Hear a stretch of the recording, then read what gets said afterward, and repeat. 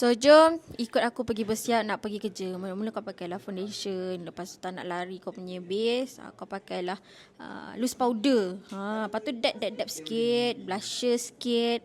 Lepas tu aku pakai eyeshadow. Lepas tu kau calik sikit kat mata kau tu. Eyeliner. Eyeliner geng. Lepas tu kiri kanan kau pakai, tapi aku kalau selalu pakai nampak tak sebelah lain.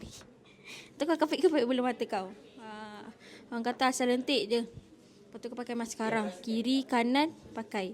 Lepas tu aku pakai lip tint. Lepas tu aku pakai dengan lip matte. Lip matte lip base nama dia. Lepas tu kau set lah dengan setting spray.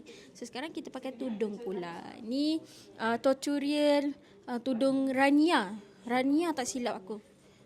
So dia simple je. Kau pin kiri kanan, lepas tu atas. Lepas tu kayak jaya-jaya sikit. So kita pakai Name Tag sebab aku nak pergi kerja. Dan sekali kita pakai perfume. Okeylah, aku dah lambat. Bye.